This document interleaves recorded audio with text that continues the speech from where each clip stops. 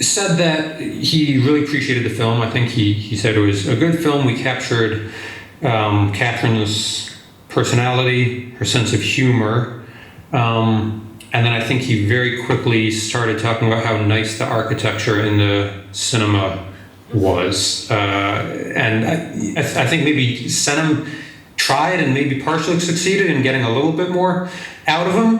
But for the most part, I think that he, it's a period of his life that he's, in a sense, trying to forget and get past himself. And so, I kind of, in a way, feel bad about resurrecting those memories for him, where, I myself, I think I was quite angry with him, for years, but more and more, I don't know, I've come to kind of accept his limitations, and he, at the end of the day, he didn't leave, which lots of husbands do, in this situation when their wife is dying. He, continued to give financial support and stuff like this, and he was, he'd spent his whole life, he was raised basically in the Iranian aristocracy, had like servants as a child growing up, went on to a marriage where he was very much the breadwinner and his wife was very much the caretaker. And then all of a sudden he was expected to very suddenly switch roles and go from, distinguished professor and head of the household to kind of like assistant toilet operator.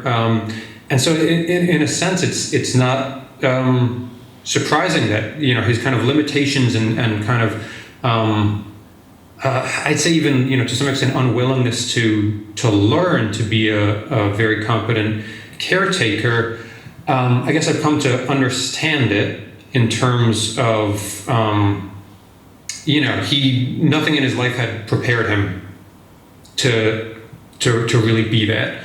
And I think that so as far as his reaction to the film, we haven't talked about it all that much, to be honest. But I think he doesn't think it was unfair to him. Thank you. Do you have something else?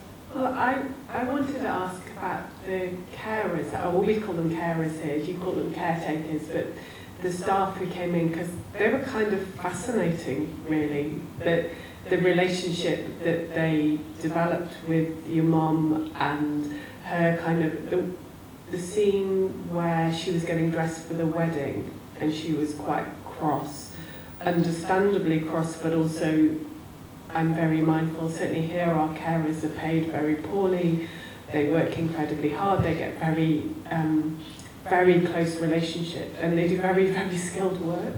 And I thought they were beautifully portrayed, really, the complexity of what they have to do.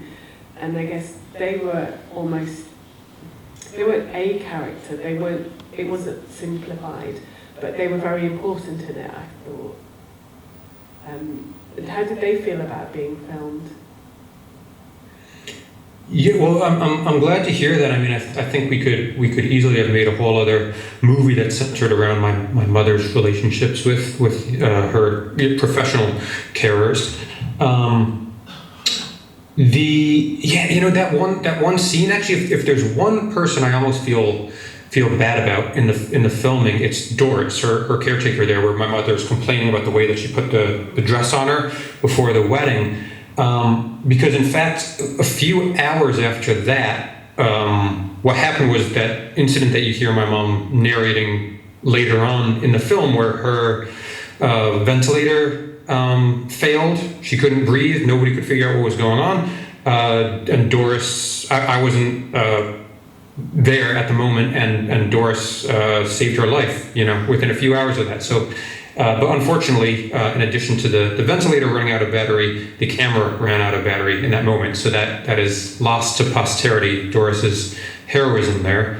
But yes, as far as how carers felt about the film, it was a mix. And, there's some people we ultimately didn't show who kind of didn't want to be shown, in part because, so for some of them, for the caretakers who were there during the day, they were very much, pretty much all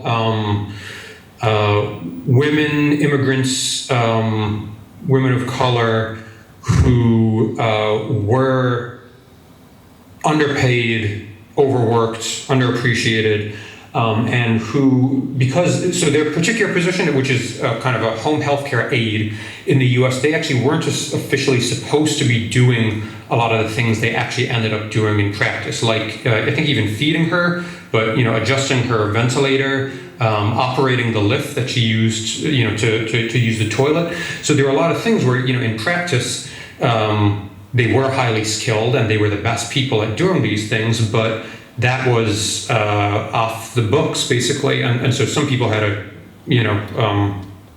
understandable worry about being captured on film doing those things. Others, and there was one caretaker, one nurse, in fact, who, what she didn't like was actually the fact that the camera was behind my mom's head and pointing out, where it didn't capture my mom's face. And so this was one caretaker who she had a particularly kind of contentious relationship with. They were always fighting. And what the nurse said was, this is there's a bias built into your film. This is unfair to me because we can't see your mom's face, it looks like I'm just bullying her. But really, if we could see your mom's face and the deadly looks that she gives me, we'd understand that it's the other way around. She's bullying me. And so, I didn't love this nurse. She didn't last very long. But I gotta, she's not entirely wrong that also by, choosing this very particular perspective, we were also kind of leaving out a part of their experiences of being in the house.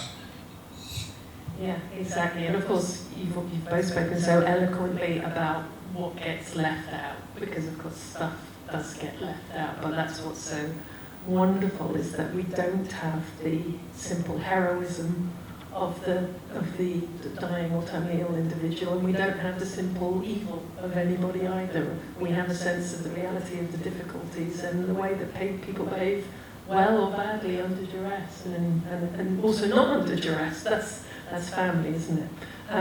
Sadly, we have to finish there. Thank you both so much for joining us, and thank you both so much for this film. Thank you to the audience both here at the Midlands Arts Centre and at Warwick Arts Centre in simultaneous connection. Thank you. Good luck with its continued success. Thank you. Thank you very much. Thank you. Thank you for the Q&A. Thank you. And thank you, Anna, of course. I think it's a pleasure.